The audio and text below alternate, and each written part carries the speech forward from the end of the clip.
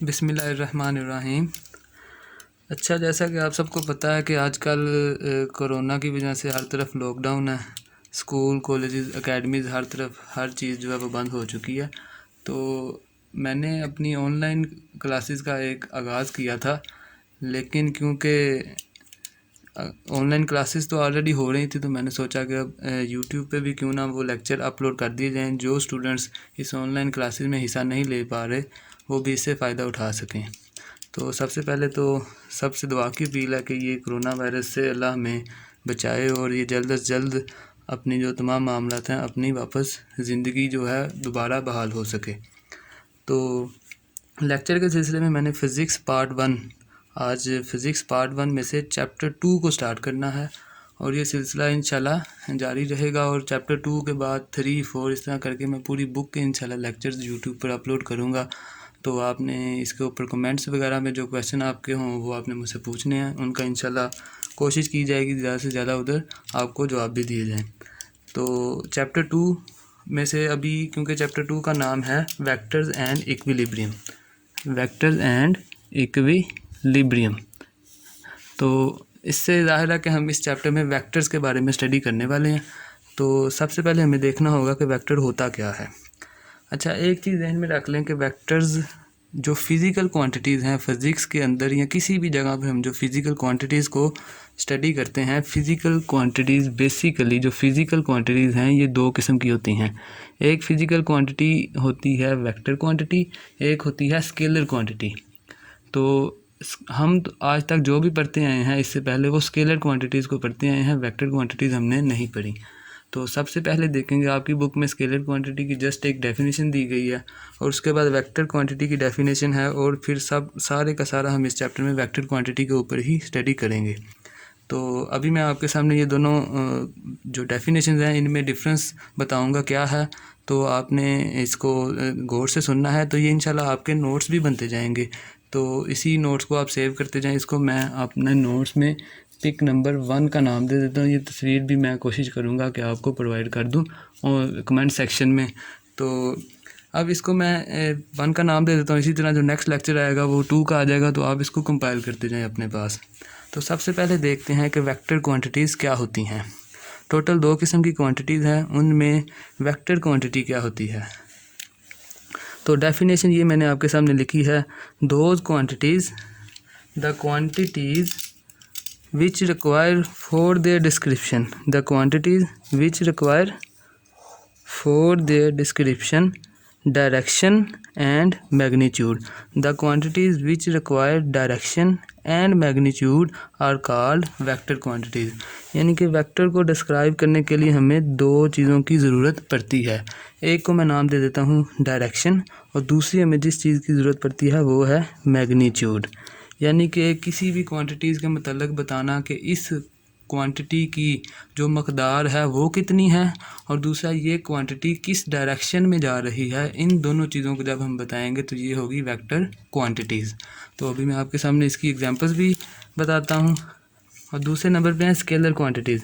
तो जो scalar quantities हैं, the quantities which only require magnitude, ऐसी क्वांटिटीज़ जो सिर्फ मैग्नीट्यूड जिनको चाहिए होती है, डायरेक्शन की किसी किस्म की ज़रूरत ना पड़े, उसको कहते हैं स्केलर क्वांटिटीज़।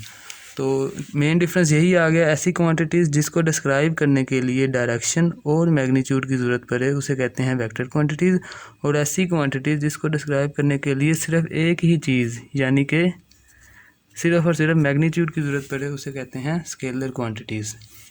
तो हम इसकी एग्जांपल देख लेते हैं वेक्टर क्वांटिटीज़ क्या क्या होती हैं। तो वेक्टर क्वांटिटीज़ जिस तरह के फोर्स एक वेक्टर क्वांटिटी है। क्यों वेक्टर क्वांटिटी है? लेट्स सपोज मैं कहता हूँ लेफ़्ट से राइट की तरफ एक फ़ोर्स जो है वो अप्लाई की जा रही है। एक फ़ोर्स लेफ़्ट से लेकर राइट की तरफ अप्लाई की जा रही है और फोर्स की मैग्नीट्यूड कितनी है? 5 न्यूटन। तो ये अब एक वेक्टर क्वांटिटी है जिसमें 5 न्यूटन क्या है इसकी मैग्नीट्यूड, और ये जो लेफ़्ट से राइट की तरफ अप्लाई की जा रही है ये इसकी डायरेक्शन है। अगर हम कहें कि एक फ़ोर्स है 5 न्यूटन, तो फ़ौरन जहन में क्वेश्चन आता है कि ये फ़ोर्स अप्लाई कहाँ की जा रही है, तो साथ हमें इसकी डायरेक्शन बताना पड़ेगी। जब हम इसकी डायरेक्शन बताएंगे और मैग्नीट्यूड बताएंगे तो ये क्या हो जाएगी, एक वेक्टर क्वांटिटी। लिहाजा फ़ोर्स को डिस्क्राइब करने के लिए दो चीज़ें मसलन मैग्नीट्यूड और डायरेक्शन की ज़रूरत पड़ती है, तो इसको हम क्या कहते हैं, वेक्टर क्वांटिटी। इसी तरह अगर हम डिस्प्लेसमेंट की बात करें,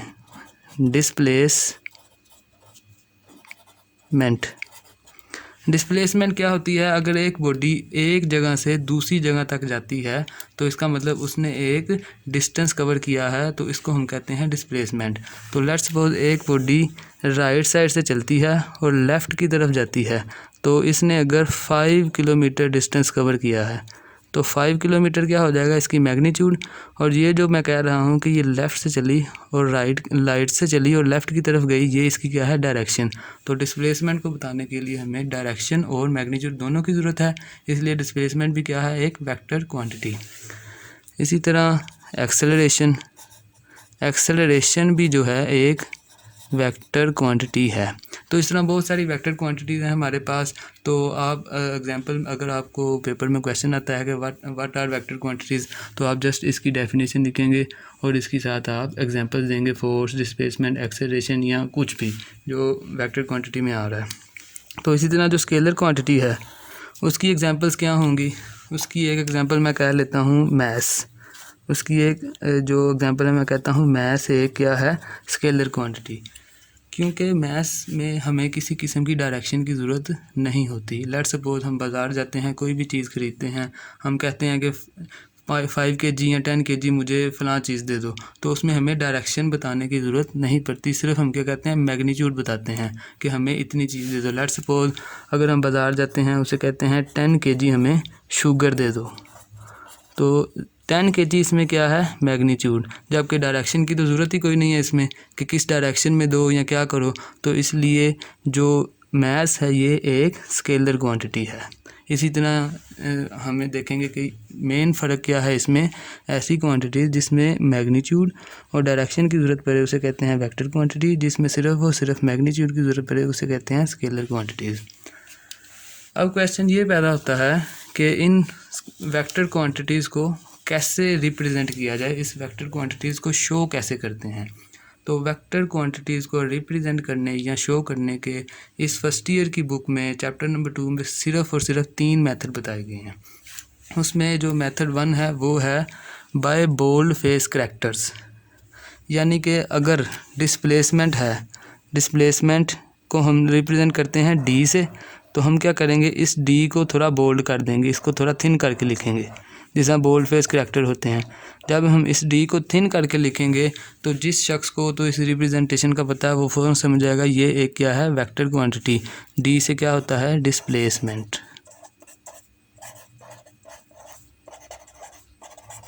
ठीक है। इसी तरह अगर मैं रिप्रेजेंट करूं फोर्स को, तो फोर्स को क्या करूंगा, थोड़ा थिक कर दूंगा, यानी कि इसको बोल्ड करूंगा। तो जब इसको बोल्ड करके लिखा होगा तो पढ़ने वाला खुद समझ जाएगा कि ये क्या है, एक वेक्टर क्वांटिटी। तो ये इसको रिप्रेजेंट करने के तरीके हैं। और अगर मैं एक्सेलरेशन को लिखूं, एक्सेलरेशन के ए को इस तरह बोल्ड करके लिखूं, थोड़ा थिक करके लिखूं, तो ये क्या है, एक वेक्टर क्वांटिटी। तो अगर मैंने इसको थिक नहीं लिखा होगा तो सही से रिप्रेजेंटेशन नहीं होगी। तो वेक्टर को रिप्रेजेंट करने के लिए जो करैक्टर यूज़ होता है उसको थिक करना पड़ता है, बोल्ड करना पड़ता है। तो एक दूसरा मेथड भी हमारे पास by arrow head on characters, यानी कि ये थिक करना थोड़ा सा लिखने में ये प्रॉब्लमेटिक है कि इसको हम करैक्टर्स को थिक करने बैठ जाएं। तो उसके लिए एक मेथड ये है कि जैसे कि डिस्प्लेसमेंट किससे रिप्रेजेंट करते हैं, डी से, इसके ऊपर जस्ट एरो लगा दें। जब इसके ऊपर एरो लगाएंगे तो ये खुद हमें पता चल जाएगा कि डिस्प्लेसमेंट क्या है, एक वेक्टर क्वांटिटी। इसी तरह जो फोर्स है, बजाय इसको हम थिक करें, इसके ऊपर एरो हेड का निशान लगा देंगे, तो फोर्स क्या है, एक वेक्टर क्वांटिटी।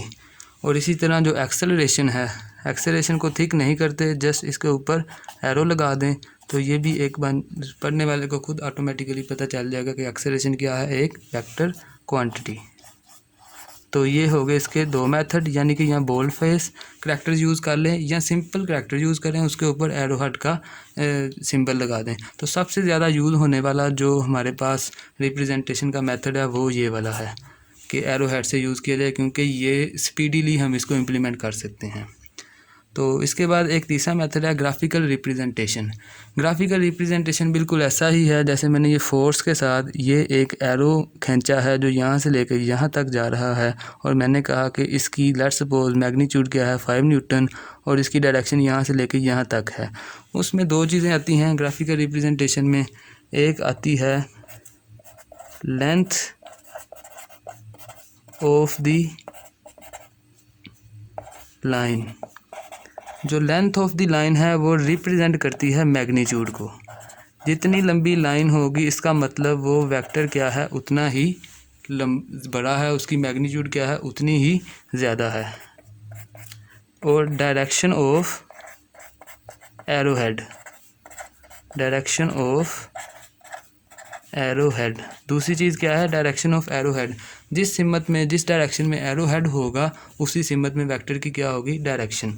तो इधर मैं आपके सामने दो एग्जांपल्स रखता हूँ। लेट्स सपोज एक पर्सन लेफ़्ट से लेकर राइट की तरफ एक फोर्स लगाता है, और सबसे पहले लेफ़्ट से राइट को शो करने के लिए मैं एरो हेड किधर को लगाऊंगा, लेफ़्ट से राइट। ये होगी इसकी डायरेक्शन जो इस कानून से आई है। तो अगर मैं कहता हूँ उसने 5 न्यूटन की फ़ोर्स लगाई है तो इसको मैं स्केलिंग कर देता हूँ, ये है 5 न्यूटन। और अगर इसी के मुकाबले में मैं कहता हूँ एक पर्सन 5 न्यूटन की फ़ोर्स लेफ़्ट से राइट ही लगाता, 10 न्यूटन की फ़ोर्स लेफ़्ट से राइट की तरफ ही लगाता है, तो अगर ये 5 न्यूटन इतना है तो 10 न्यूटन डेफिनेटली इससे डबल लेंथ का होना चाहिए। तो लेंथ किसको रिप्रेजेंट कर रही है इधर, लेंथ रिप्रेजेंट करती है इसकी मैग्नीट्यूड को। तो 10 न्यूटन वाला जो वेक्टर होगा उसकी लेंथ 5 न्यूटन वाले वेक्टर से डबल होगी, क्योंकि लेंथ रिप्रेजेंट करती है मैग्नीट्यूड को। और मैंने कहा ये लेफ़्ट से राइट की तरफ क्योंकि फोर्स लग रही है, इसलिए एरो हेड जो होगा वो राइट की तरफ होगा। अगर इसी के मुकाबले में मैं कहता हूँ कि एक पर्सन नीचे से ऊपर की तरफ एक फोर्स लगाता है, तो मुझे एक वेक्टर ऊपर की तरफ इस तरह से ड्रा करना पड़ेगा, ऐसे करके, क्योंकि फोर्स नीचे से ऊपर की तरफ है, इसलिए वेक्टर मैंने नीचे से ऊपर कर दिया। ये इसकी डायरेक्शन को शो कर रहा है जो इस कानून से आया। और मैं कहता हूँ ये 15 न्यूटन है, 15 न्यूटन। इसका मतलब इसकी लेंथ इस 5 न्यूटन और इस 10 न्यूटन वाले से क्या है, बड़ी है, क्योंकि लेंथ किसको रिप्रेजेंट करता है, मैग्नीट्यूड को, और डायरेक्शन किस चीज़ से आती है, इस एरो हेड से।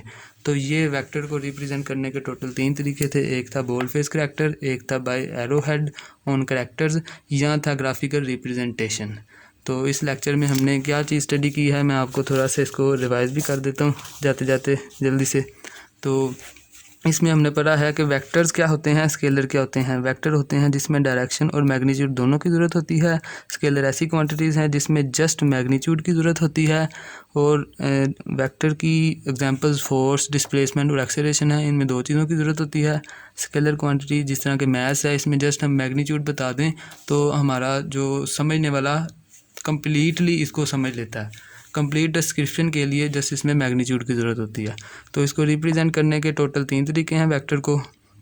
एक है बोल्ड फेस करैक्टर जिसमें करैक्टर्स को हम थोड़ा थिक करके लिखते हैं। दूसरा है नॉर्मल करैक्टर के ऊपर एरो हेड का साइन। तीसरा इसका मेथड है ग्राफिकल रिप्रेजेंटेशन। तो अगर आपको पेपर में क्वेश्चन आता है हाउ टू रिप्रेजेंट वेक्टर्स, तो आप तीनों इसके मेथड के नाम लिखेंगे और साथ इसकी रिप्रेजेंटेशन करेंगे। तो इंशाल्लाह उम्मीद करता हूँ कि आपको इस लेक्चर की समझ आई होगी। तो इसके बाद मैं कोशिश करूँगा इससे अगला लेक्चर आपको डिलीवर करूँ। तो आप इस तस्वीर को अपने पास सेव करते जाएं। ये है पिक नंबर 1। जिस तरह कि ये क्या है, पिक नंबर 1।